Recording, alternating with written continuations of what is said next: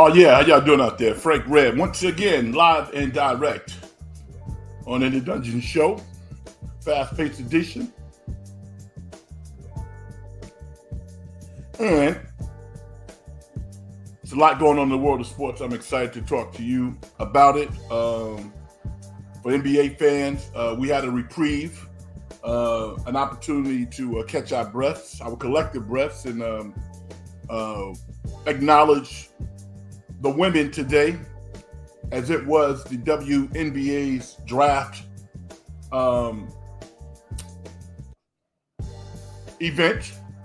A lot of quality players saw their dreams come to fruition.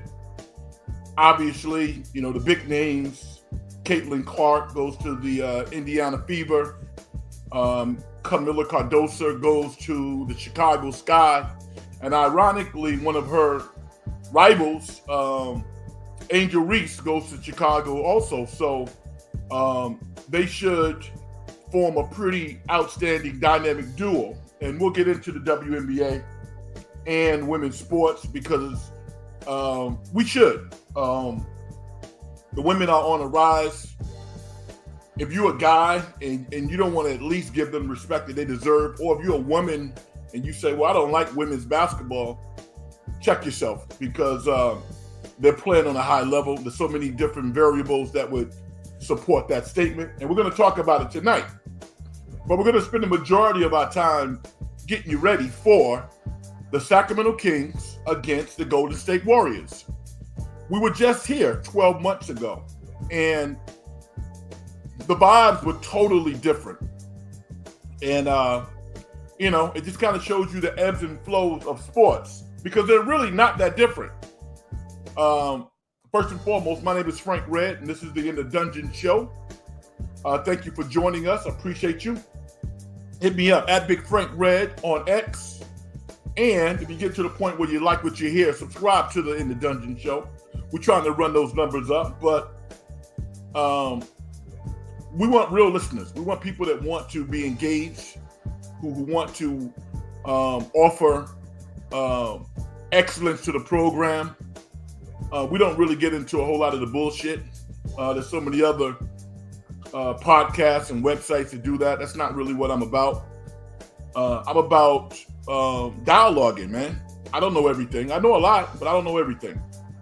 So if I get an opportunity to talk to folks out there about sports, about hip hop, about life, that's what I like to do. So hit me up in the comment section if you want to. Once again, my name is Frank Red. Let's get back to what I said before.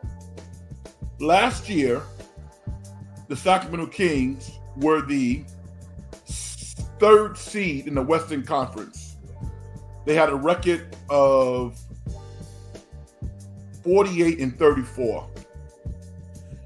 And the Warriors were the sixth seed. Their record was 44-38.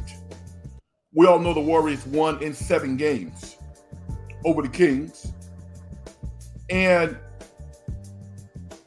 Warrior fans were relieved. I don't know if they were excited after beating the Kings, but they were relieved. Kings fans kind of explained themselves out of feeling bad, having not made the playoffs in such a long time, ascending to the third seed in the Western Conference. 48 wins. That's big time. So I think the Kings felt pretty good about themselves. What a year different makes. Both teams are in the play-in. The Warriors are the 10th seed, and the Kings are the 9th seed. They have identical records, 46-36. And the Kings, I get the vibe and the pulse that they're a little downtrodden about the season. And I get it. I get it because they did some incredible things last year. But I think one of the things that fans need to understand is that 1 year does not write the entire novel. It takes time. It really does. And from the Golden State Warriors perspective, their fans And I'm a supporter. I wouldn't call myself a fan. I'm definitely a supporter. I'm a fan of some of the players. I'm a Knicks fan. But the Warrior fans, a lot of them are, I think they're delusional, to be quite honest. You know, to the extent that they can't really appreciate what this team is doing. You know, now we have some informed Warrior fans. I love talking to them because they know basketball. They played the game, they coached it, they get it. I don't have any hair, but if I had some, I would have been pulling it out all year, trying to get the fans to understand that, guess what? The Warriors won 46 games this year. Despite all of the challenges that they had, this is a damn good team. And they keep saying, I hear people say, well, they're only the 10th seed. They're only the 10th seed. And here's a social experiment.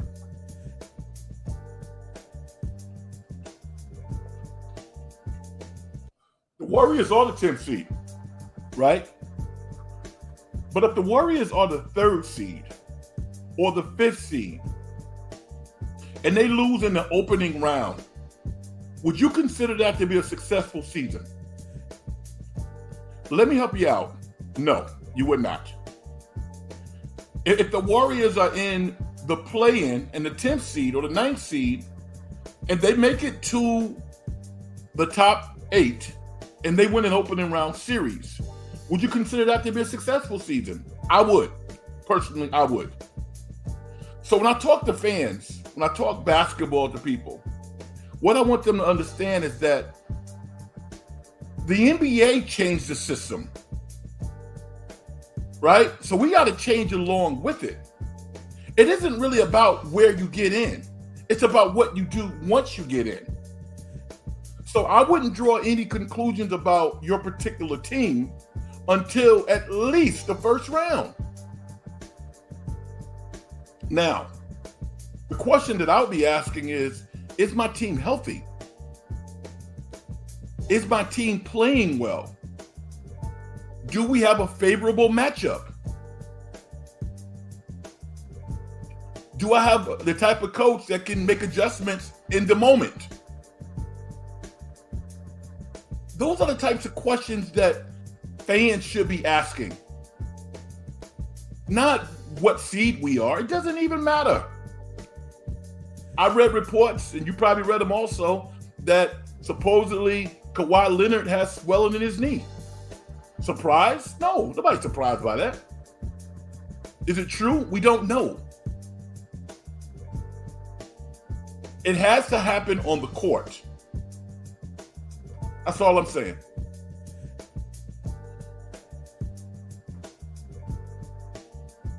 My man Jimmy says, winning isn't always a linear process. True indeed. My man Brian the Glacier says, what's up, Frank? What's up, my guy? It's not. Jimmy, I would love for you to expound on that point, though, because that was like a 747 over a lot of people's heads. I get it, but expound on that point, because I think that you're right. Now, if I'm a Warrior fan in a one-game elimination, the Warriors are by and large healthy, more tired than hurt or injured. They're pretty healthy. You got to feel good going into the game against the Kings. If I'm a Kings fan, I'm imploring my players, my stars, to play like stars. Because the Kings can win this game. They can win this game. But if the players don't feel the vibe from the fans at Golden One, if you don't show up at Golden One because you think it's a waste of money or you're going to lose to the Warriors, then they're not going to win. This fan base, the Kings fan base, needs to get behind this team. Because You know the Warrior fans are trying to get every ticket they can get. You know that. Plus, the Warriors have the players. They have the veterans. So, I'm here to get everybody hyped up. You know? I'm not a circus leader. I think the Warriors are better. I think the Warriors should win. But in a one-game elimination, Sac is playing at home. They're the younger team. You got to go get it, man. If you're the Kings, you got to go get it. And if you're the Warriors, you got to reach back for a little more that people say that you don't have. Reach back into that thirst bag and get a little more energy once again. I want to see a great game, but the vibe of the Kings fans that I'm getting is something that I don't like, because when I was covering the Kings, I wasn't used to that. The Kings were literally one of the best teams in the NBA when I covered them, and confidence radiated throughout Arco. And I would assume they feel pretty good at Golden One now. But this has been a tough year for Kings fans because they haven't had a lot of success. They haven't dealt with a lot of adversity in the recent past. You got to believe, man. And if you're the Golden State Warriors, I think that you're set up to make a run. I honestly do. I think you can beat the Kings. I think you can grind out a win against New Orleans. And I think that you can beat OKC. A lot of things got to fall into place.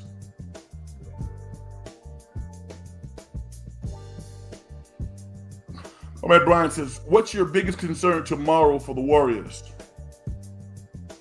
The biggest concern that I have for the Warriors is a slow start. And hey, I put that on the veterans. I put that on the coaches. We've seen it time and time again. This team comes out lackadaisical at home and on the road sometimes. This is a one-game elimination. The Warriors got to come out and match or exceed Sacramento's energy.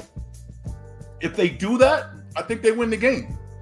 If they get down early and they have to climb that mountain and think that Stephen Curry is going to put his cape on once again and win the game for them, they're going to lose. They're going to lose. Because De'Aaron Fox is capable of scoring 40 points. He is. He's capable of getting 40. Harrison Barnes plays his best basketball against the Warriors. He thoroughly outplayed Draymond Green in one of those games early in the season. When he had, what did he have, 38? Harrison Barnes. That's my biggest concern. My biggest concern is that the Warriors come out lackadaisical, not hustling back on defense, they're going to lose. If they come out and play to their potential, like I think they will win. SG, what's up? How you doing? He says, hi, Frank. You're really a great host. Well, really? I appreciate that, man. My man Mark Graves, I expect Fox plays at least 44 minutes tomorrow. I hope the Warriors make him move a lot on defense. Yeah, man. I mean, Mark, why not 48? I mean, but I think you're right. Davion Mitchell has rallied and had a pretty good second half. And Keon Ellis has played pretty well also. But that threesome at the guard position and whomever else they play in that position is not menacing at all. Let's be honest. But if you underestimate any player at that level, they can beat you. And they will beat you. The Warriors literally had to hang on against Portland the other day. Remember that? Stephen Curry had to miraculously win the game for the Warriors. He and Kevon Looney. The Kings went up there and stomped a mud hole in Portland. By 30, 40. Just trashed them. So don't count the Kings out. Don't do it. Because you'll be driving back home after the game on 80, wondering what happened. And Stack will be making plans to go to New Orleans to play the Pelicans. You got to come out like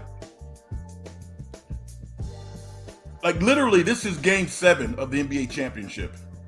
That's how you got to play it. You can't work yourself into this game.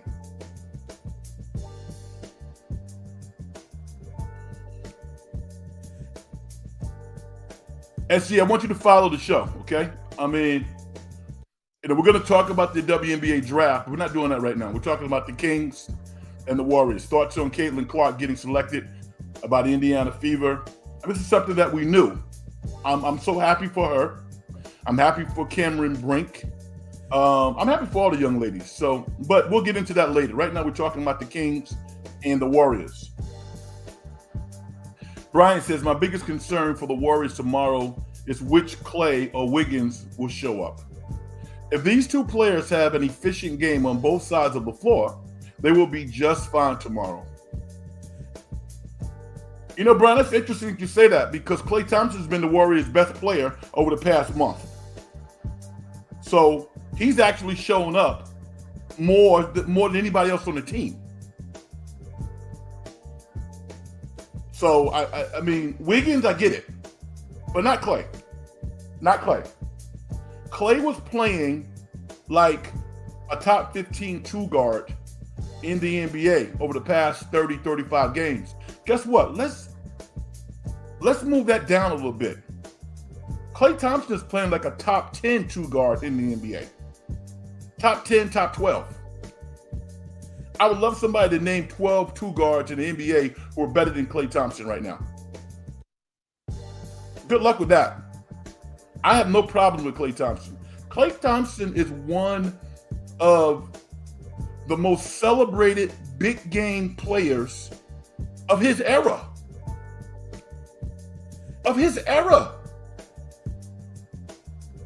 Leave Klay Thompson out of it. Klay's going to play great. Wiggins, I don't know. I have no idea. I hope he plays well. You calling a Laker victory over the Pels? Yes, I am. Yes, I am.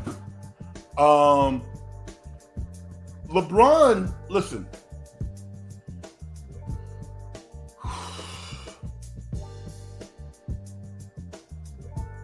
You listen to some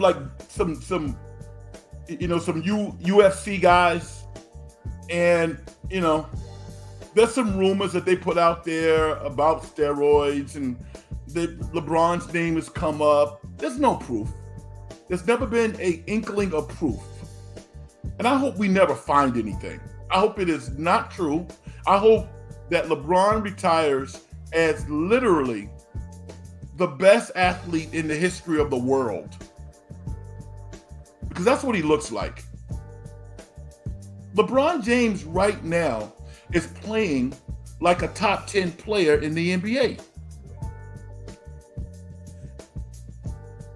Not since Kobe Bryant and certainly Michael Jordan and Larry Bird. Those guys had the ability to literally inflict fear on the opposition. I don't want to call it fear that LeBron is able to communicate to the opposition, but he sends a lot of concern. Jokic kind of has that vibe right now too. But LeBron they can't stop him. I don't know if any team can stop him. So yeah, Anthony Davis and LeBron James are playing like two of the top 10 players in the NBA. Rui Hachimura is playing incredible basketball right now. I expect them to beat New Orleans and tell Denver, yo, bring it on. Bring it on. I mean, you got to play them anyway. You know, why play 2 games when you can play 1, go back home and rest? And like, I mean, people make a big deal out of a 7-game series. You're guaranteed 3 games at home. I don't get it.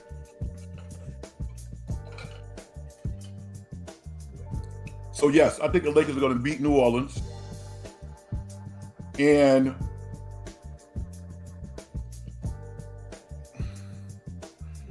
I think the Warriors are going to beat the Kings. It would not. You might say, "Well, pick a side, Red." No, listen. I think the Warriors are going to win. If the Kings win, I won't be shocked.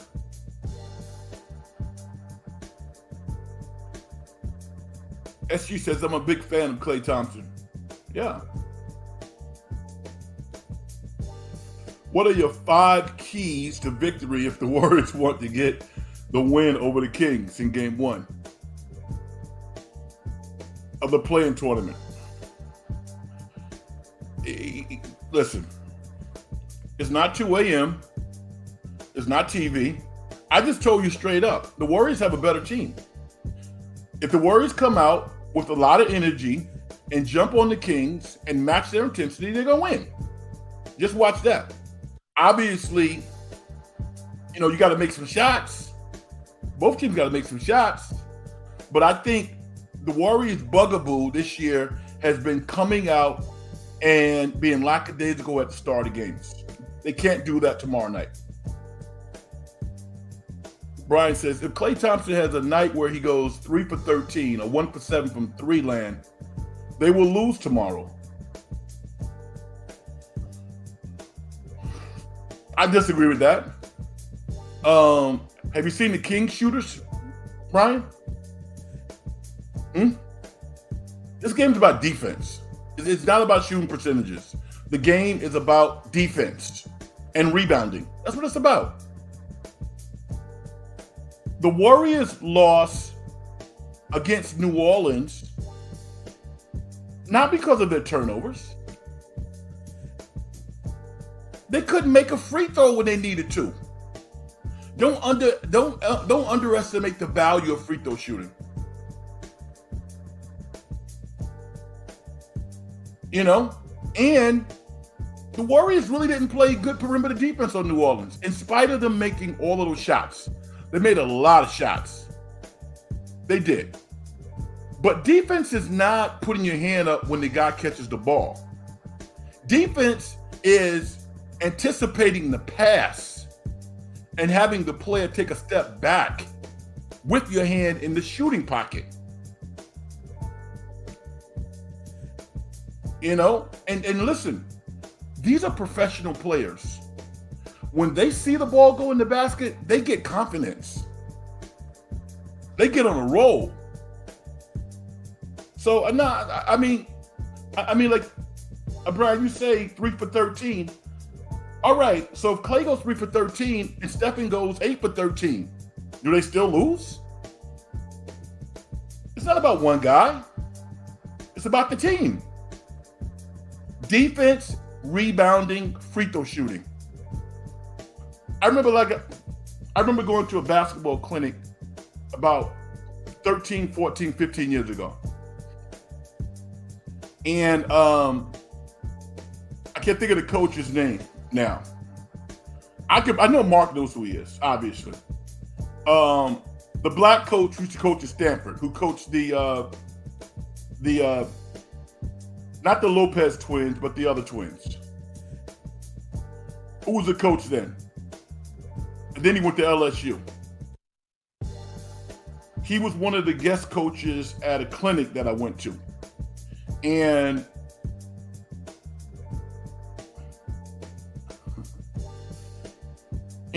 someone asked him about having success in college.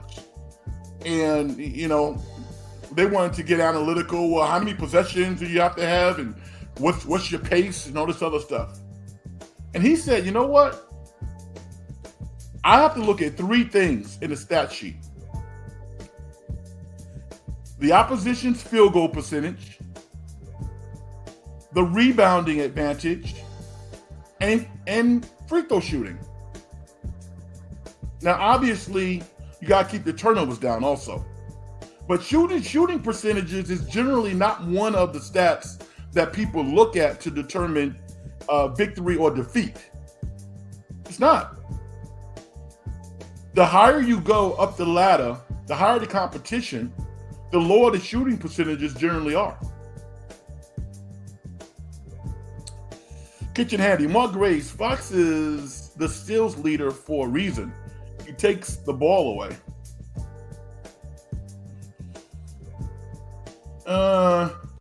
Okay. Clay will go 12 for 13, 6 for 7 from 3, and he will finish again. Wow. No, it's not Jared Haas. Trust me, it's not Jared Haas.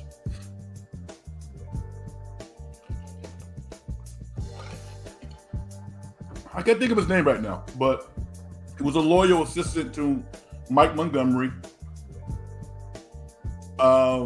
He was black. They haven't had a lot of black coaches at Stanford. Johnny Dawkins and this other gentleman.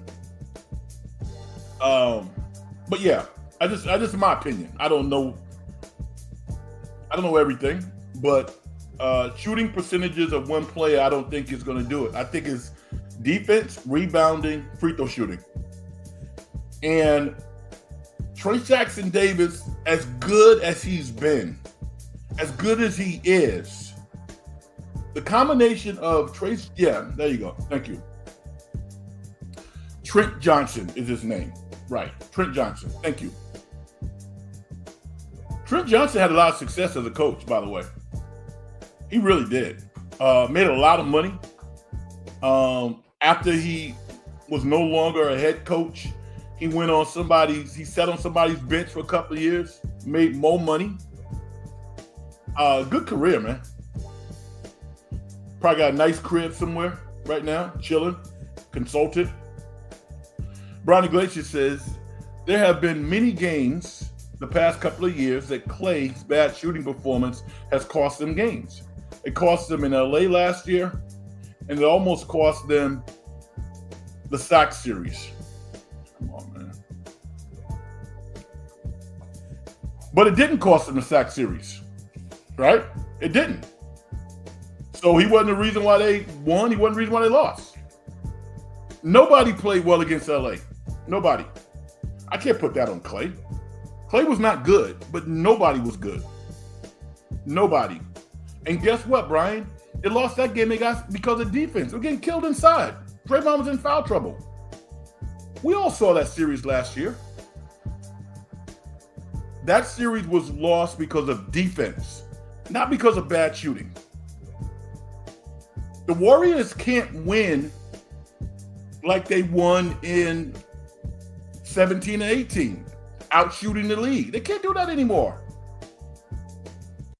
Teams guard the Warriors with minimum 6'6", 6'7" wings. The Warriors can't play that way anymore. You know, they can't.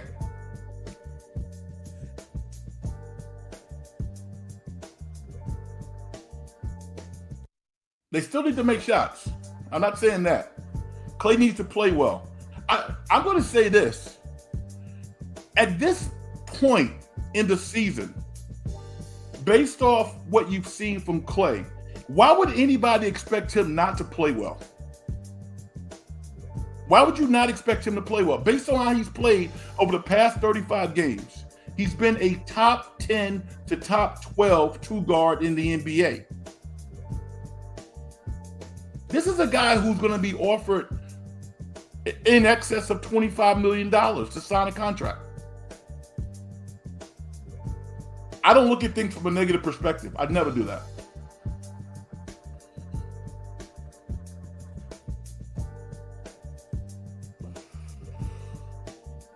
It almost cost them He's been a major reason poor shooting performance negatively affects his play. You can see it in his body language. Come on, Frank. Yeah, but what games are you making your assessment on?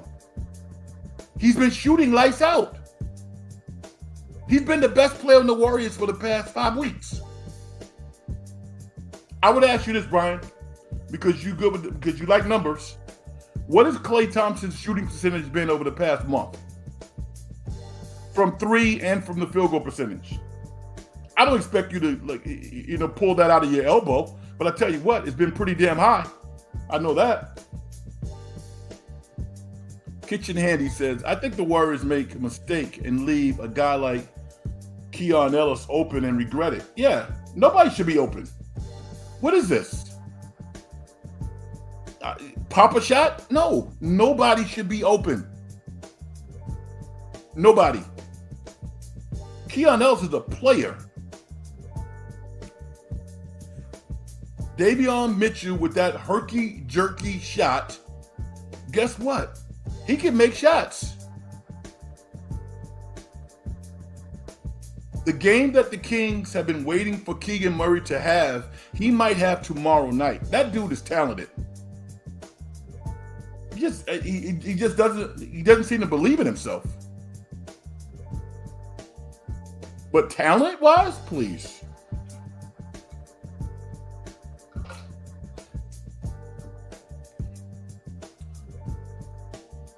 The funny thing about the Kings, and with the exception of Jonathan Kuminga, I wouldn't put the Warriors in this category. But the Kings cry a lot to the referees. The referees are like, yo, man, I don't want to hear it. Now you got Kings broadcasters saying the game is too physical. Come on, man. I'm not saying it's not physical right now, but they're not going to change it. As a player, the onus is on you to adjust to the officials. The officials are not going to adjust to the players. It's never happened.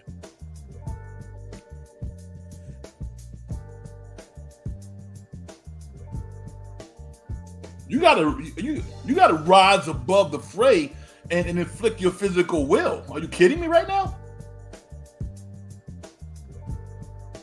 SG says, following the 2004 season, Johnson headed south to become the head coach at Stanford, succeeding Cal head coach Mike Montgomery on the farm. Johnson became the only coach. Okay. Brian says, his whole career, I'm not saying he isn't playing well. He is. I'm just saying when his shot doesn't fall, his defense drops off tremendously. All right. So what I'm going to say to you is why look at it from a negative perspective? Why don't you say, well, when his shot is falling, his defense gets better?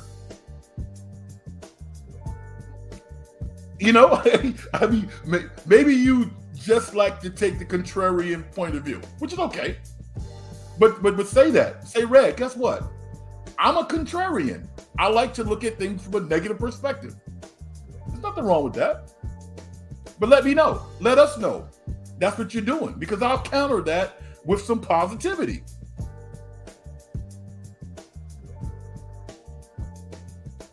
Keegan just needs to let go and drive on everyone. That dude got so much talent. I mean, that guy has so much talent.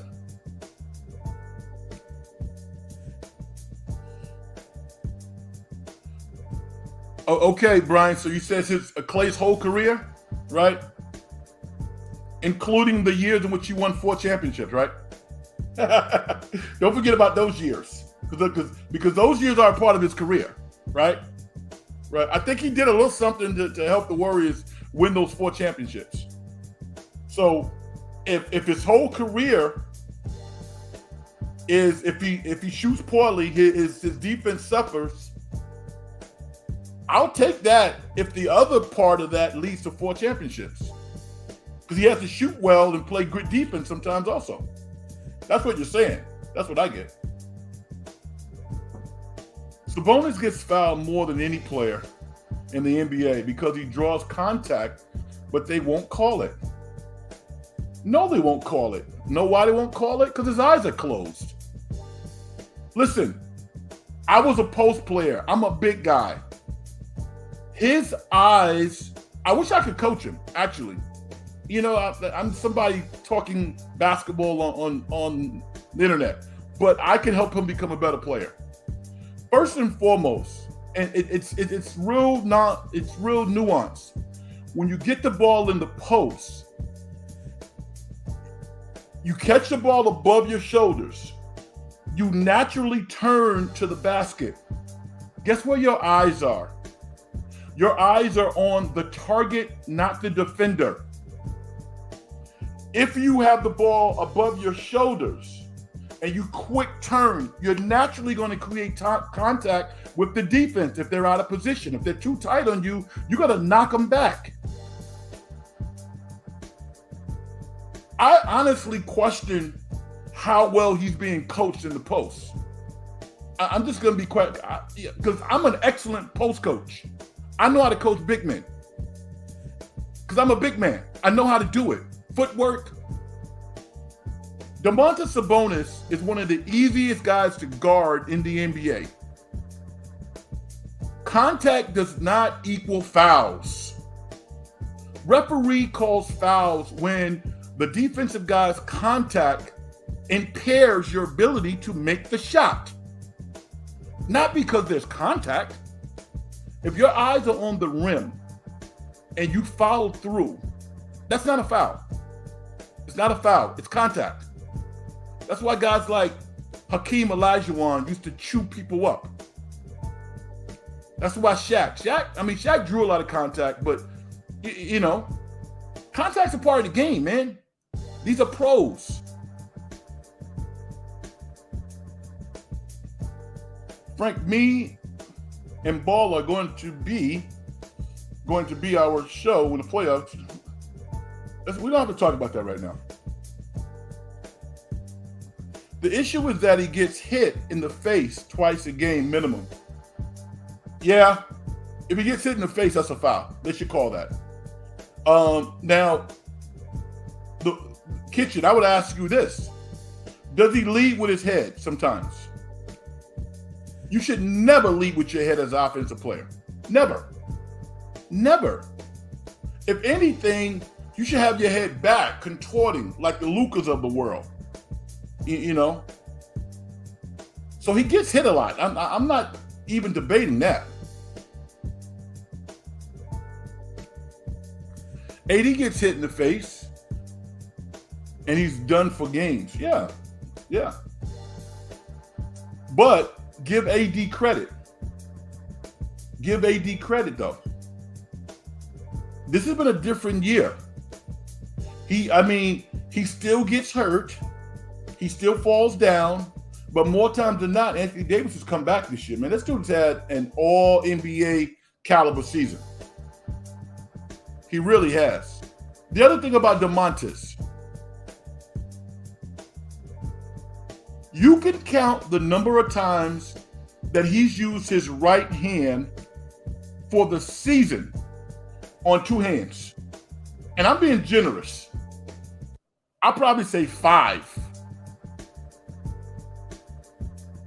If you're an offensive player and you have a lot of tendencies, you're going to have problems scoring.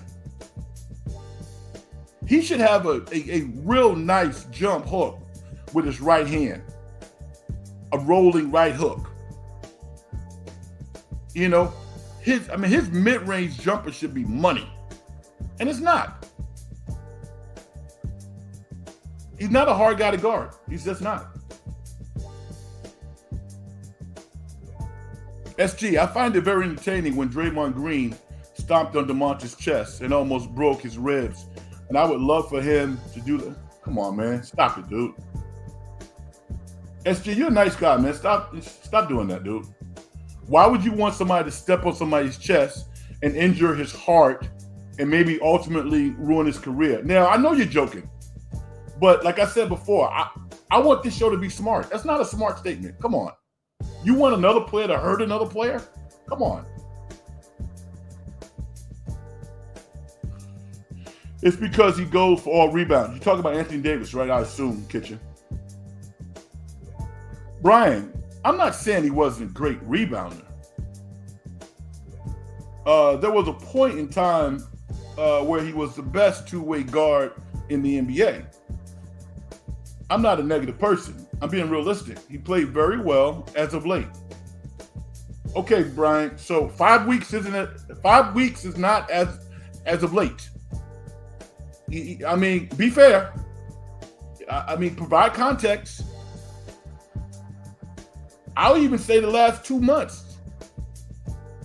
Well, last 6 weeks. Stephen Curry had a nice run too, until he didn't. Clay's had an incredible second half of the year. Incredible.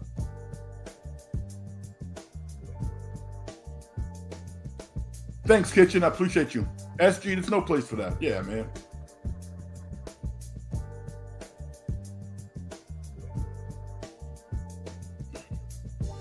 So he says, I'm not joking. Well, okay, let me ask you a question then. If 6'10" Domantas Sabonis, based on his family background, his lineage, and how tough his family is, would you say that to his face? No, you wouldn't. No, you wouldn't. So you should be joking, because you wouldn't say that to him. He's sick. This is a guy who had to leave his country to come to the United States to build a career.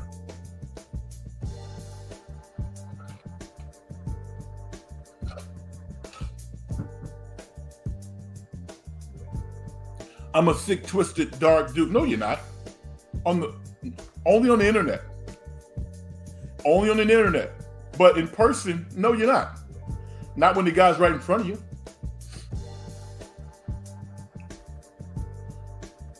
Clay is terrible on the defensive side, but so is Kuminga.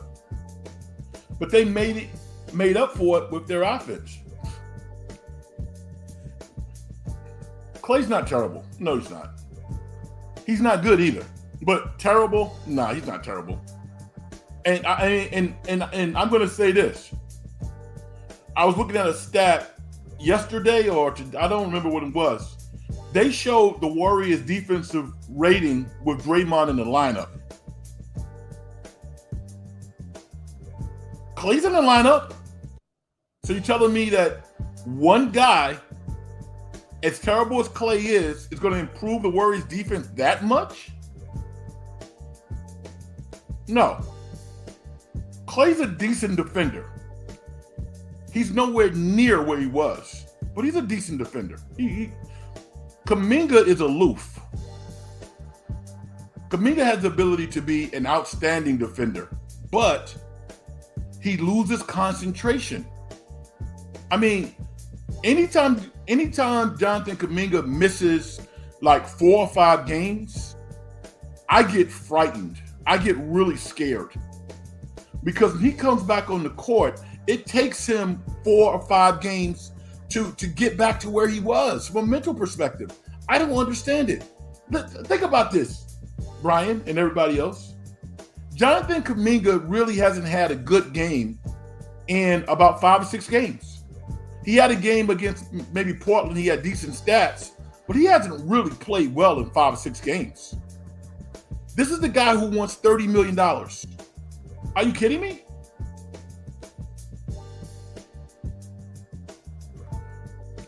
No monk is going to kill the Kings. You would think so. But if you are a player and you allow the omission or the absence of a key player on a team to make you think that you have an easy win, you're not a ball player. This is not a 7-game series. This is a 1-game elimination series. This could be the best day of Keon Ellis's life. Davion Mitchell, Keegan Murray, Harrison Barnes, Trey Lyles, these guys can have career nights at your expense because you took them lightly. I don't think the Warriors are going to do that. I don't think so. Brian says he doesn't look engaged. He only took 4 shots last game. You're talking Kuminga, right? Yeah. I mean, honestly, Brian, would you extend him? I mean, right now, 4 years, $30 million a year? Could you really do that? In spite of the ascension and all this stuff? No. Answer that question for me. Senior, I think you might be surprised. Dre is going to get to switch onto Ellis and then leave him open, and he's going to regret it several times. I like Keon Ellis, man. This dude got out the mud. You know, he was good at Alabama. He went to JUCO.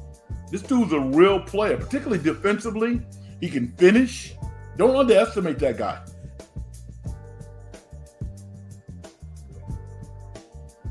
I'm sorry for saying all those mean words, and I don't mean to. Come on. Then why you say it then?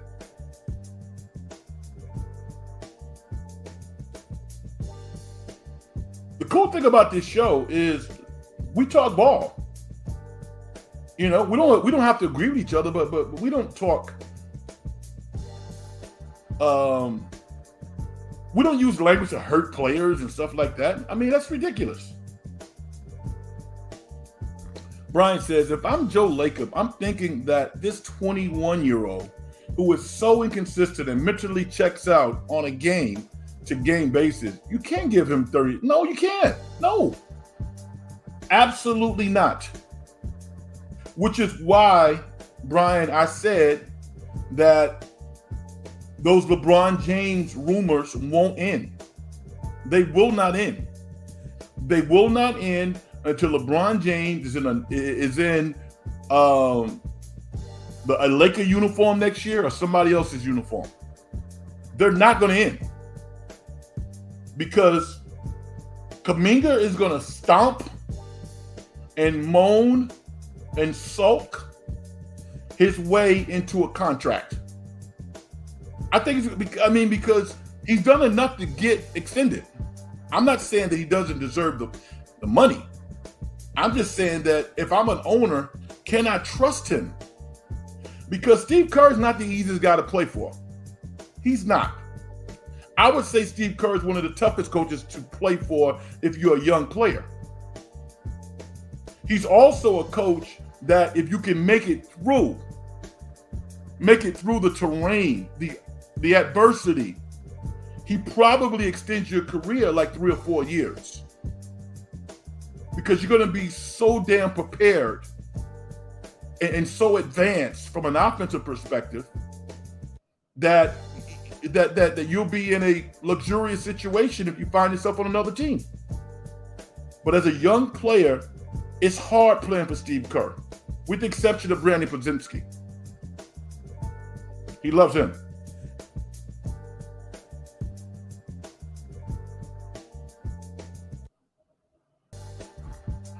Brian says, I have had this thought for a while. Tomorrow, Friday, might be the last time we see Kuminga in a Warriors uniform.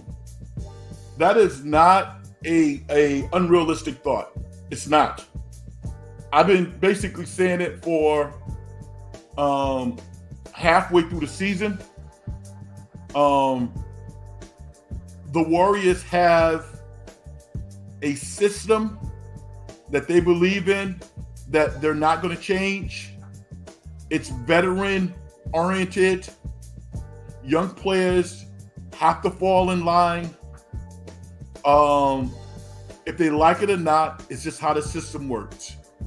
And you can't fault Steve Kerr for being who he is. This is who he is. He's won 4 championships. You know, and leadership really does matter. If you're a young player coming into the league right now, and let's just say Kuminga's there next year, he's a 4-year vet. If he says something to you, if he snaps at you like a Draymond might do, you would be less likely to listen to him based on how he conducts himself. Every time he goes up for a shot and he doesn't get called, he doesn't get a foul call, he complains to the referees. I hope he figures it out. I hope he does, because the worst case scenario is Jordan Poole. No one's ever said Jordan Poole didn't have talent. Jordan Poole has a lot of talent. But Jordan Poole went from literally being on one of the best organizations in the NBA, dealt with some adversity, to now he's basically in basketball purgatory. And he's going to be there for a while.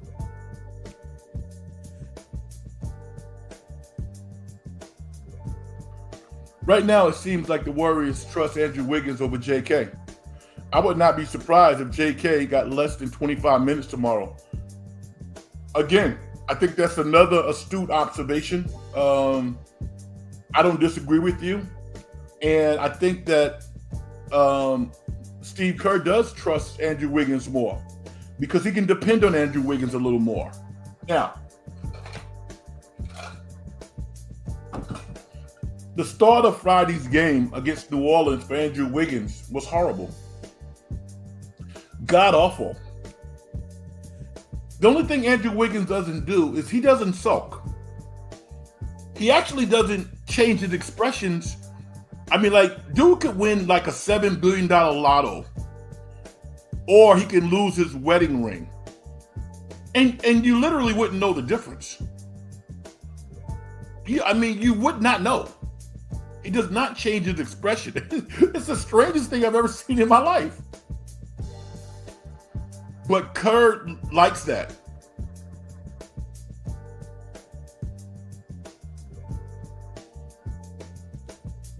Kitchen says, I just want to see the Kings win this and end up facing the Lakers and knock them out. Then I don't care who else. I don't care what else happens. The Lakers don't want to see the Kings. Whatever is in the mix, it doesn't work for the Lakers. I think it's because the Lakers' perimeter defense, the Lakers' guards are so horrible defensively that De'Aaron Fox's eyes just light up. They really do. And Darvin Ham is not real creative defensively. I mean, Steve Kerr will use Wiggins, Kuminga, Moody. He'll use a lot of different combinations on various players. You know, Ham doesn't do that. When's the last time you've seen a forward on the Lakers guard like an opposing team's guard? I'm sorry. When's the last time you've seen a LA Lakers forward on an opposing team's guard? You never see that.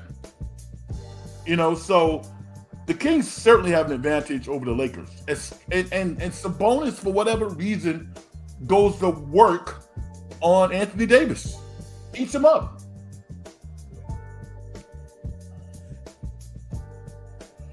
Kitchen says JP has been playing very well as of recently as well. Oh, yeah. I mean, and JP is Jordan Poole. No. Jordan Poole has talent. Is he a leader? I don't know about that. You know, if he led simply by example, I think the Wizards organization would be happy with that. Jimmy says, I saw your comment on X that Anthony Simons should request a trade. Why do you think that? All right. So I was being a little facetious when I said that, but there's a part of me that thinks that he should, because I think he's stuck. If you look at Portland's team, you got Scoot Henderson, Shaedon Sharpe. If he's going to really ascend next year, like they think he can, he's going to be a 2. He's not a 3. He's going to be a 2. So you got Scoot and Shaedon in your backcourt. You have Grant at your 3/4. You have another guy playing the other forward position, and then you have Ayton. Simons might not even start. I mean, you can't really play a 3-guard lineup like the Knicks do because none of those guys are great defenders. The Knicks can do it because they got Jason Hart, who's a phenomenal defender. Dante DiVincenzo is above average defensively. And Jalen Brunson's okay. Simon said this is year 6. I think you can possibly trade a guy like Simons to the Orlando Magic for one of their younger players in a draft pick, and they're ready to go. They need a guy who can put 20 on the board from the 2-guard position. Simons can do that. He's from Florida. There you go. How'd I do? SG, I feel repentant now that I said all those things, all those hurtful things, and I will think when it comes. Dude, this is not grammar school. I mean, I'm not your daddy. Nobody here's your father.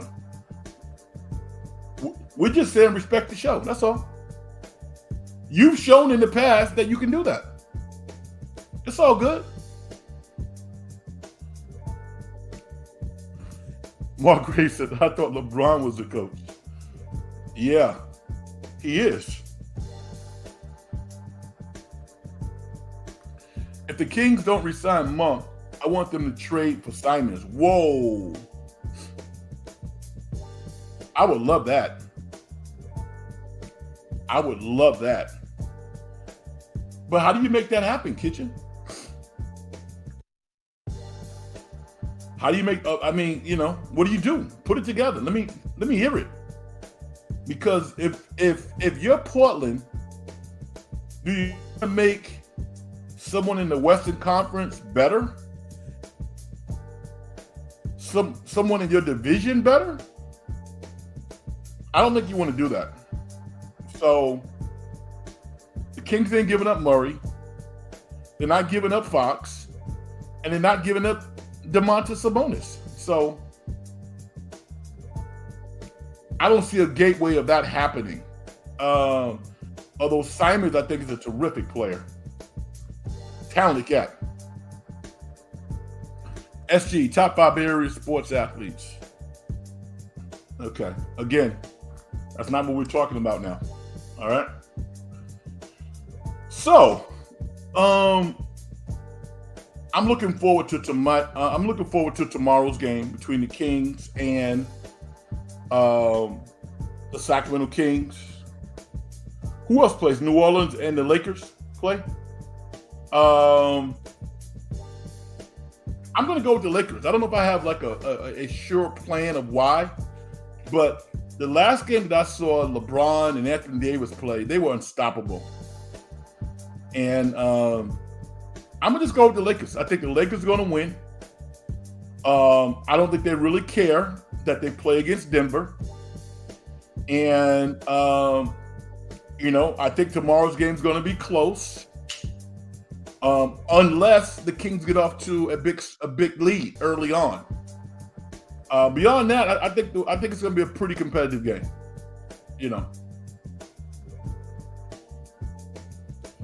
SG says I'm going Pels. Okay, it's all good. Couple of thoughts on WNBA. I just hope they can sustain the momentum.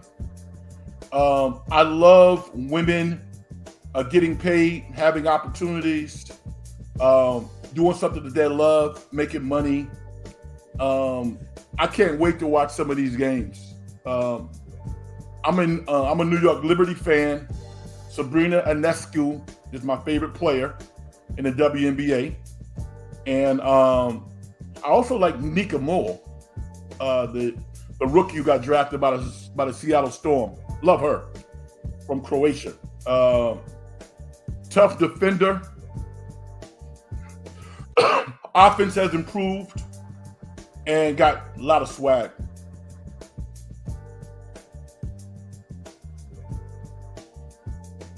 Prefer to play OKC as opposed to. Oh yeah. Me too. Me too. I mean, the Warriors are literally sitting in the catbird seat. I mean, if you can play OKC or Denver in the first round, based on the matchups, if I'm the Warriors, I want to play OKC because they don't have a great inside game. So they won't be able to play bully ball against the Warriors. They won't. I would say the Warriors are probably a more physical team than OKC. Obviously, I wouldn't say that against Denver. So it's gonna be fun, man. I mean, as upset as I'm sure a lot of fans are about the play-in tournament. I mean, it's not a tournament, but the play-in portion of the playoffs. It's done a lot for the league. It really has. It's really stepped it up, and what it has done was purged some good teams. There are some good teams that are going to be home early. You know?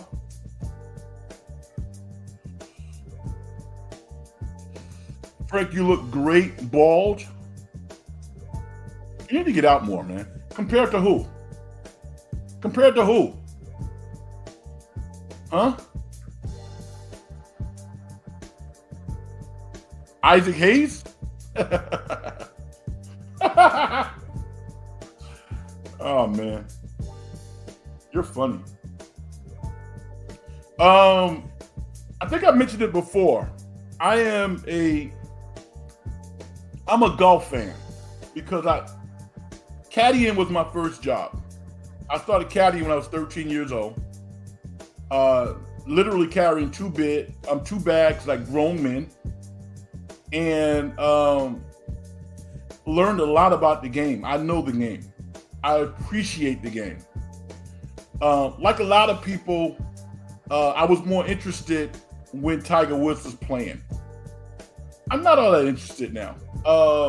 Scotty Scheffler is a terrific golfer. Murakami is also good. There's some talented guys out there. We don't know any of them. We don't. The game is not in a good place. The LIV people and the PGA players, they need to get their stuff together and form the league. I also want to say this about Tiger Woods. I thought Tiger Woods finishing 4 rounds was extraordinary. It was a big win. ESPN pisses me off sometimes. As opposed to taking a positive angle and acknowledge what Tiger did, well, he shot the worst round in the history of the Masters. Dude hasn't walked 4 rounds since forever. Acknowledge that. I just don't like that. I'm not convinced that he can't win a tournament or major. I'm still not convinced. Why can't Tiger Woods win the British Open? Why? Why can't Tiger Woods win the British Open? We've seen many years where the winner of the British Open was +3, +4. I don't think they like the guy. I don't think that. I think as much as they make money off Tiger Woods, I think some of the networks, particularly CBS, wish that he would take his 8-iron and go home and never come back again. Because I think that they feel that he is literally taking a spotlight off of these players that are really good that nobody knows. I disagree with that perspective. These guys are not interesting.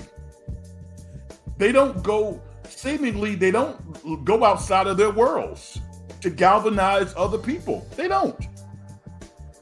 They live in their own worlds, which is a shame because they're probably interesting. Mark Graves says, was the course set up hard? Only about 10 guys shot under par.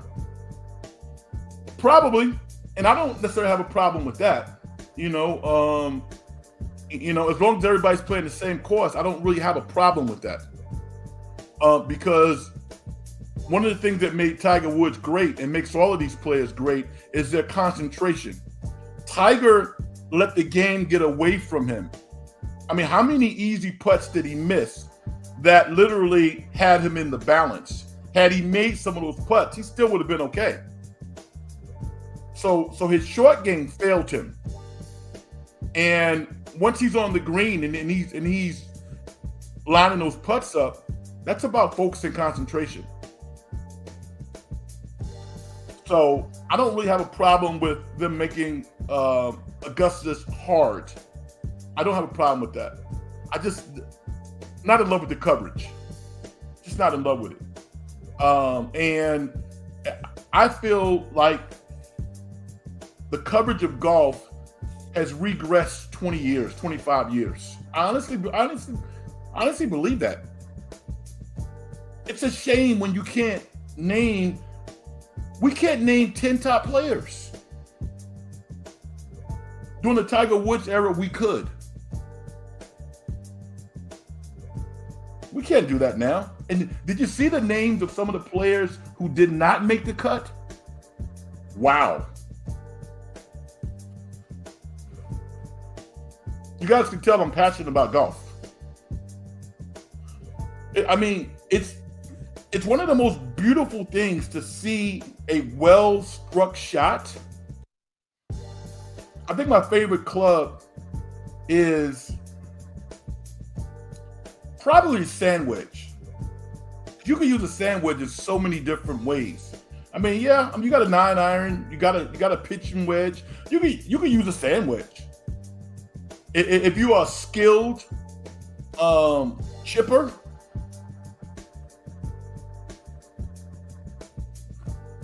Kitchen says, I would do a Herder Mitchell first and 2 seconds for Simons. We're not great at figuring out the trade. Money is pretty much okay. Yeah, man. I mean, that's a good effort.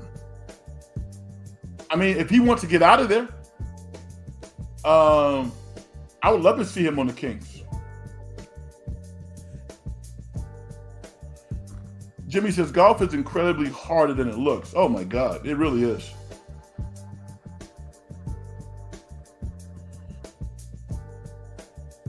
SG, I don't know what you're doing naming these players. I have no idea.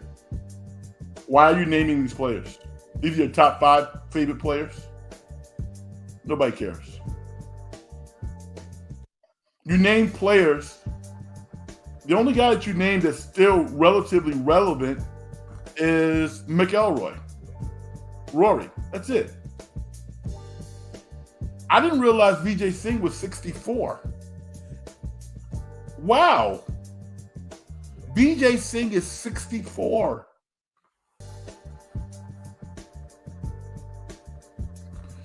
I think the split in golf, LIV and PGA, has had a negative impact on the game. No doubt about that. No doubt.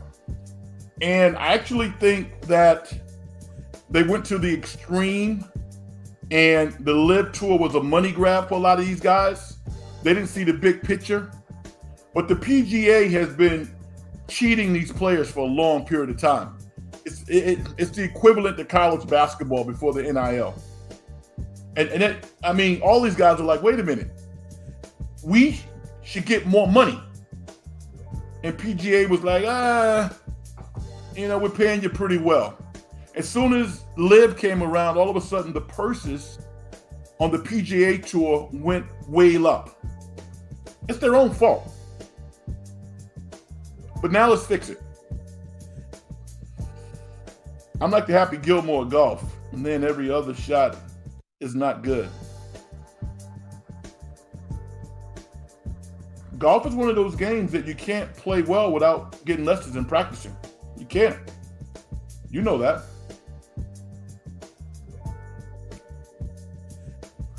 I'm glad that LIV paid them because they deserve it. Yeah, literally, if you are a top 50 player on the Live Tour and you show up and they give you $100,000 or $200,000 before you even put a ball down, you're gonna take the money.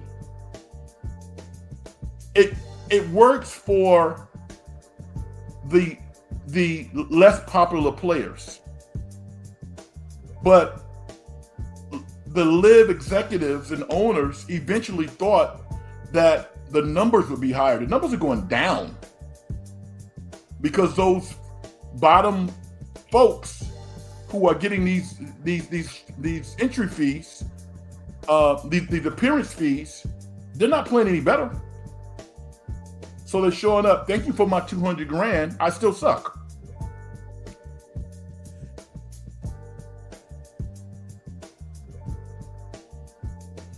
Jimmy says, if you look at the Masters finishers, though all of the top 5 were PGA, I believe. Yeah, possibly. Abdulio, what up? What's up, my brother? How you doing? SG, whoever dons the green jacket in 2024 would take home a cool $3.6 million in the mat. I mean, the money is sick. The money is crazy. GP2 is out tomorrow for the Warriors. Do you think this will be this is his last game in Golden State? No, I don't. All right, Frank, it's been great. I got to go to bed. Headset is dying, and this kid's got to get me up early. All right. Thank you, brother. Appreciate you. Good night. Mark Graves, I want a gig like that. I show up, I suck, and I still get paid. Join the Live Tour, Mark. That's all you got to do. That's all you got to do. All right, everybody. This has been fun. I'm going to get out of here and let everybody get some sleep and get ready for tomorrow. Let's all enjoy the game. I'll be on after the game tomorrow to recap what took place between the Kings and the Warriors, and certainly the Lakers and the New Orleans Pelicans. Post game with Larry tomorrow? I don't know. If he reaches out to me, then yeah, possibly I would do it. But if he doesn't, then I'll do an In the Dungeon show post game. All right. Success in getting paid is a manifestation of the whole process. If you as an individual don't do things to help other people make their lives better, as far as I'm concerned, you haven't done nothing. Hit me up at Big Frank Red on X. If you like the show, hit the like button and subscribe to the show. All right. I'll talk to everybody tomorrow. Peace.